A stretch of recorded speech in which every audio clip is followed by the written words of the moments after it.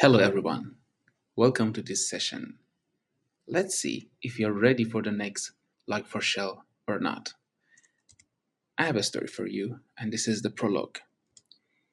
You are one command away from gifting access to a hacker. And what does it mean? Can you recognize this command? The Linux experts are really familiar with this. This is called reverse shell. Just imagine that if you run this command on your machine and there is a hacker on a second machine that it is actually listening on port 4242, what will happen? The hacker will get interactive terminal access to your machine. So it's similar that a hacker connect to your machine with SSH or something like that. But you might say that, okay, I'm a developer and I will not run these commands blindly on my terminal. Well, who said that you're going to run that command blindly in your terminal? Let's take a look at this. I have an interesting example for you. So I have a project. It's a let's say really basic project. I created this project with the Spring Boot initializer. So it's actually empty. So look at this. The demo application is empty. The tests are also empty. So just initialized. The only thing that I did, I added a dependency to the POM XML. And this is the dependency.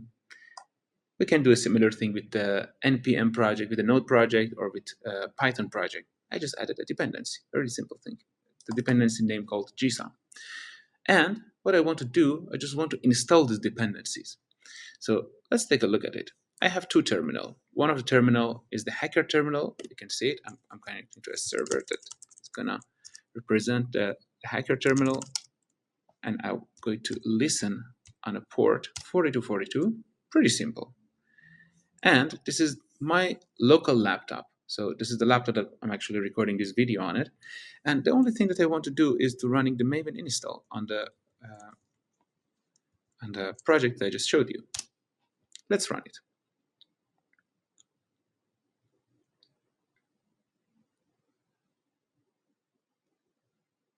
Okay, here we go. We'll see that the message has been printed by the hacker. You are hacked, which is only for the demo purpose. No hackers will print such a thing when they hack you. And you see that the build succeed, fine. But here something happened. Okay, what? I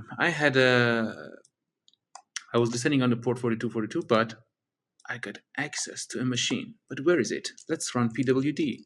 Oh, this is the Spring Boot victim, and this is actually the folder that I'm in it. Look at this, pwd. It's the same folder. So if I run ls, you will see the files that are in this directory. And if I also run ls here, you'll see the same. So what if I just run hacker.log and create this file here? Let's run the ls again. And here we go. We see it here. So I just run Maven install, and a hacker got access to my local machine that is behind the router, behind the firewall, and it doesn't have any public IP addresses. It's really interesting. But you can learn more about it by just searching for reverse shell. But how it happened, actually? How it happened? What you just witnessed was supply chain attack. And in this session, we're going to explore and unmask this supply chain attack, which is not really new, but recently it got a lot of attention from the hackers. So we need to be also careful. But who I am? My name is Soroosh. I'm a solution architect at Rabobank via Code Nomads Amsterdam. And the story that I'm going to tell you here is about my experience and my researches and my learnings regarding this topic. Act 1 Unmasked. There are multiple topics that are under the supply chain risk, like third party vulnerabilities, dependency confusion, and also the one that I also showed a few minutes ago, compromised build environment. These things are making headlines every day. I've put some of the most important ones here, like Log4Shell, SolarWinds, XT backdoor. A few weeks ago, we had Kubernetes ingress hell, and also the Next.js middleware bypass, right?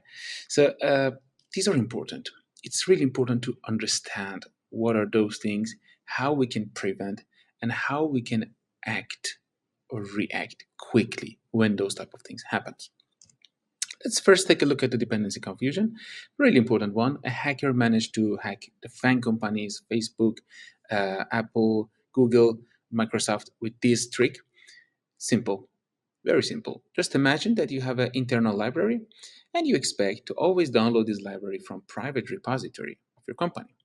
But what if you forgot to first specify and pin the version in your package manager, and the second, the squad that implemented that library forgot to claim scope or namespace on the public repositories. Okay, a hacker will find out, will claim the namespace on the public repository, upload a package with the same name with a really high version. Next time that you run the Maven install or npm install, the package manager will get confused and tries to download the highest version, which is the malicious one. And you know the rest, you will get hacked. So this is what is called dependency confusion. If you want to know more, check out the link in the read more. It's really important, really easy to understand, but also really critical. Let's take a look at third-party vulnerabilities. We are more or less familiar with this topic, but sometimes we underestimate it. Why? Because we say that we only have the Express.js, and it's a more or less safe, known library, right? But you know that the Express also has subdependencies, and the subdependencies of the Express also have subdependencies. So just imagine you have a hello world with Node.js with only Express. If you print the dependency tree, you will see you have 65 subdependencies. Every one of those, each one of those dependencies can be targeted. They can have vulnerability, and you will inherit those risks to your applications because you're importing them. You already seen an example. What would be the worst case? I will show you. So just imagine that you're using a library that has a CVE for example, SQL injection, like a Spring for Shell. Okay, a hacker can run some SQL commands on, in your database. And let's say you also have a database that maybe it's not that much old, but it is vulnerable to some sort of vulnerability. Yeah, allows the hacker to run arbitrary command. Maybe the container that you're also using has some misconfiguration and also some vulnerabilities. So the hacker, by running the commands, can become the root on the container. Let's say a Postgres that is running in a container. Well, you might also have a Kubernetes server, a cluster that is running on a little bit, not really old version, but again, a version that has vulnerability. At the end, if you do all these things in order, you can become the root on the Kubernetes cluster. And this is not impossible. I have did it by myself, of course, in a lab, and you can also do it too. It's not that much hard. And you will become king in the castle. So it shows how a SQL injection, simple SQL injection that you might say that, okay, it's not really important, or our Spring Boot or our framework will protect it, can lead to a really big issue. But it was an example. You can also find other examples. And the hackers have automated tools to find and also connect these dots together. Be careful. Second act, Fortress. Let's try to look at the recommendations that help us to minimize and prevent supply chain risk. So let's start with the critical ones, the low-hanging fruit ones that you can start to looking at them today or tomorrow or in the next sprint. Try to discuss with other squad members to come up with a naming convention for your artifacts, and try to reserve the namespaces on the public repositories. It's really important.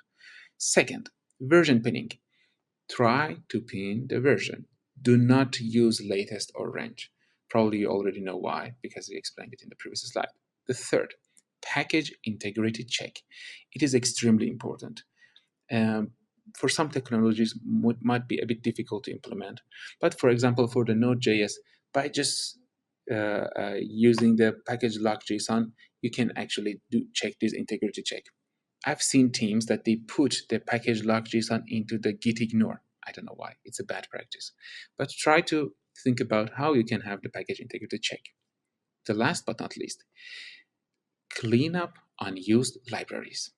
I've put some links, also some commands in the slide that you can take a look at them and try to clean up unused libraries. It's easy, and you already know how you're reducing the risk, right? Because it's really dangerous.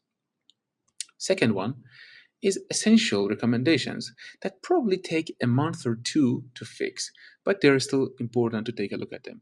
Number one, try to use official repositories.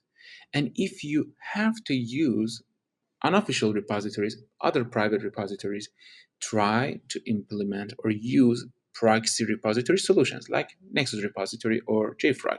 These solutions have a routing mechanism. So you can specify that, okay, I only expect to get, or I only want to get these packages from this repository. And then they will handle the rest for you. So it will minimize the risk of dependency confusion. It's really good. Second, keep up the dependencies up to date. It is really important. I think you can use Renovate or Dependabot and the other tools for keeping the dependencies up to date. It is really good. Try to enforce version immutability.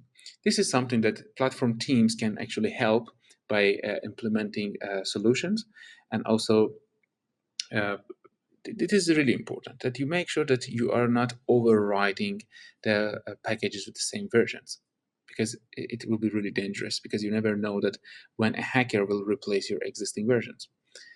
Last but not least, use dependency scanning tools. There are multiple tools that are mentioned on the slide that can help you to scan all the dependencies and all the sub-dependencies you have in your project. Let's take a look at it. For the dependency scanning, we can actually use source code or the container image or the artifact itself, or we can do the dependency scanning in the runtime environment. The best one is the source code, of course, because it has all the information that is needed before they compile. There is a tool called DepScan, open source, free, that you can use, and it's really easy. You just need to run one command, DepScan. It can also provide additional parameters to have a more advanced scan, but this is really good because it generates a report for you called SBOM. And the SBOM is really interesting report that gives you a lot of insight about your project. And what are those things? So you can look at this. It's a JSON format, a universal standard format that contains the components, dependencies info, the vulnerabilities that are inside of that dependencies or identified at the time of generation.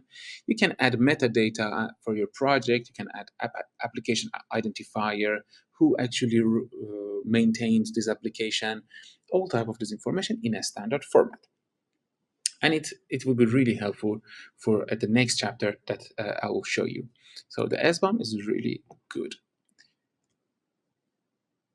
Last but not least, the advanced recommendation. First, using dependency firewall. So dependency firewall is another generation of the uh, proxy repositories that will actually do the scanning for you as well, and they can real block the vulnerable packages real time. So when you request that I want to download this package, they will do the integrity check, they will do the scanning for the malwares, and if the package is suspicious, they will block the request. So you're one way further with the preventing the supply chain risk. These tools are few in the market. There are no open source as far as I know, and they're a bit expensive, but they're really worth it. So try to look at them in the long-term plan, probably in a year or 6 months. Second one is signing artifacts. It's really interesting, my favorite topic, but it's a bit difficult to implement. So platform teams actually can take a look at the signing artifacts and enforcing deployment of signed artifact in the production. For example, if you have a containers, you can sign them with the cosign, and you can actually enforce signed images on the Kubernetes. It will really help you to have a control on what is going to be deployed on the production. You can actually do the signing when there's a SBOM for a container. You can do those tricks in your platform teams, and it would really enhance the security. Last but not least, continuous monitoring on the SBOMs. So We know already how to generate SBOM, and it has a standard format. It's a JSON document. So what if we can monitor them every day, that if there is any new vulnerability discovered for the existing dependencies that we have in our applications? This is interesting. That we'll take a look at it a little bit more in the third act, resilience. So when Log4Shell happened, actually, a lot of questions was being asked that took for some companies a day or two, but for some other companies it took a year. It took a year to find the answer. Which application is affected, who to contact, how to fix, and how to detect. And now we know the answer. So if we just collect the SBOMs in a central place, let's call it SBOM management, we have a good link between the application and SBOM, and we can do the continuous monitoring on all those dependencies and their vulnerabilities. And when a zero-day alert happens, we can easily answer these questions because we already have the data in a standard format, and we can easily query those data. The good news is that we do not need to implement the SBOM management by ourselves, because there are a lot of solutions recently released in the market from a lot of companies. And we also have a really good one, dependency track, which is free and open source from OWASP.